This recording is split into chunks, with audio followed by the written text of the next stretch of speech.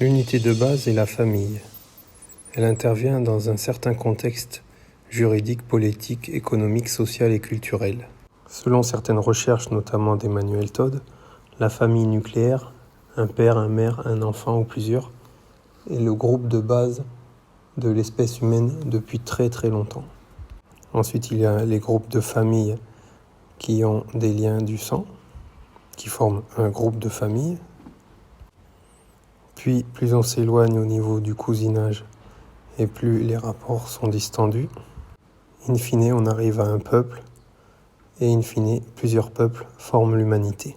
Il y a des échanges génétiques entre les différents peuples via le métissage, qui reste à un degré limité.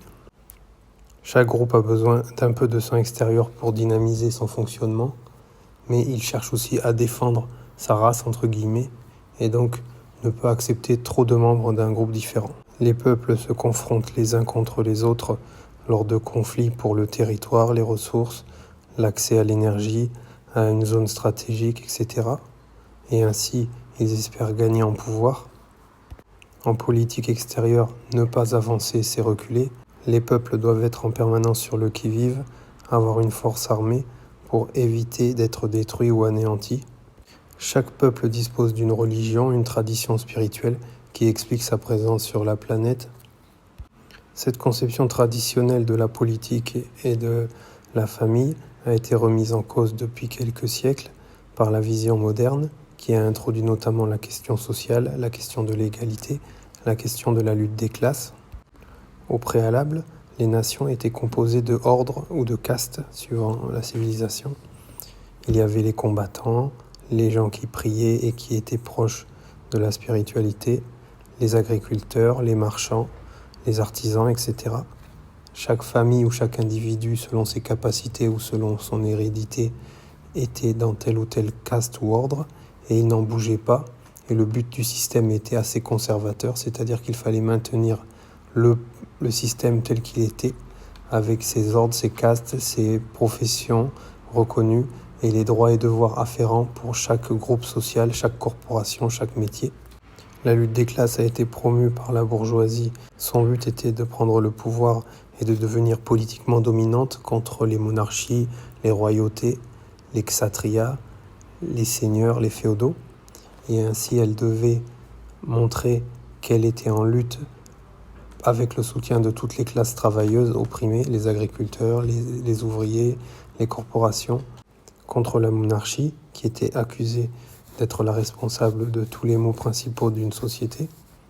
Finalement, il y a eu l'avènement du capitalisme avec de nombreuses révolutions dites bourgeoises dans tous les pays avancés d'Europe occidentale, Angleterre, France, Italie, Allemagne, même si ces pays n'existaient pas encore sous ce nom. N'oublions pas aussi les Pays-Bas. Dans certains pays, cela a été plus tardif et le système féodal s'est maintenu plus longtemps, comme en Russie, en Espagne. Le protestantisme a aidé à mettre en place ce nouveau monde moderne en critiquant la religion principale du continent, le christianisme catholique. La base d'une religion est de venir d'en haut pour descendre vers le bas, c'est-à-dire qu'il y a un dogme immuable et que les peuples doivent se plier à ce dogme dans leur spiritualité. Aujourd'hui donc, on a une société où c'est plutôt la lutte des classes, la vision de groupes hostiles opposés dans la société qui est plus importante et non plus la conception traditionnelle avec des ordres dont chacun a un rôle, une utilité, chacun participe au bien commun à sa manière. Cela est vrai dans le monde occidental car dans les autres civilisations musulmanes, hindoues, chinoises, dans les sociétés plus traditionnelles d'Amérique du Sud ou en Océanie, on reste encore sur un logiciel d'un fonctionnement traditionnel avec une lutte des classes superficielle, mais finalement encore des cadres sociaux hérités de sociétés précapitalistes. Mais comme le disait Marx il y a déjà très longtemps, en 1847, avec son ami Engels dans le manifeste du Parti communiste, la société capitaliste d'Europe occidentale travaille à détruire toutes les petites sociétés moins puissantes économiquement en faisant rentrer dans l'esprit des gens le consumérisme, le matérialisme et en donnant à l'argent un rôle fondamental qui fait que peu à peu sont détruites les structures sociales des sociétés plus traditionnelles où l'argent n'avait qu'une place limitée, qui était très importante mais qui n'était pas si révolutionnaire que maintenant. L'argent sous toutes ses formes, que ce soit sous forme numéraire, sous forme virtuelle aujourd'hui, sous forme de bitcoin ou sous forme de monnaie numérique dont on nous parle abondamment. Mais c'est toujours cette idée d'un argent qui n'est pas là uniquement pour un fonctionnement économique classique avec une économie basée et visant la réalisation et la satisfaction des besoins humains, mais un argent qui est là pour faire de l'argent par lui-même et cela devient la priorité. Aujourd'hui, quand on voit ce qui se passe dans le monde occidental, il y a de quoi être désespéré intellectuellement. On a presque envie de pleurer quand on voit tous ces travailleurs précaires, ces misérables, ces clochards, ces SDF, ces migrants qui fuient leur pays pour le miroir aux alouettes de l'Occident. On se croit dans un film de science-fiction, c'est un vrai cauchemar. Beaucoup de grosses entreprises actuelles en France ou ailleurs sont une synthèse de tout cela. Il y a comme des dirigeants progressistes qui défendent les valeurs des droits de l'homme, de l'humanisme, l'égalité, la fraternité, mais c'est au service de quoi ?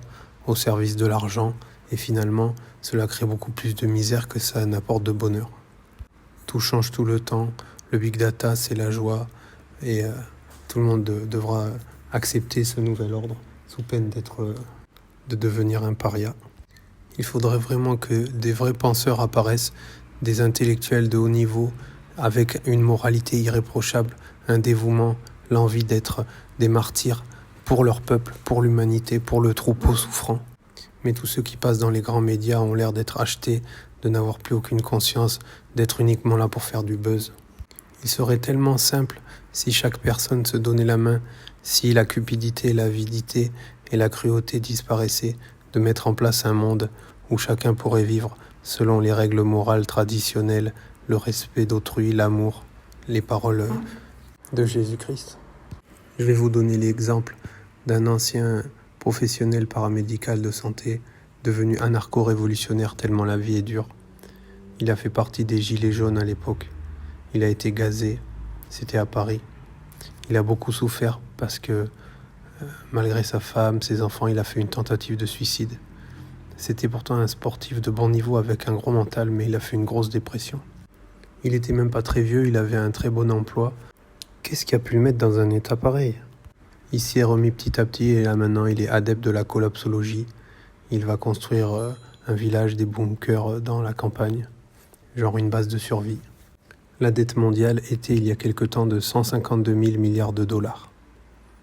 Mais à qui la Terre doit-elle tout cet argent ?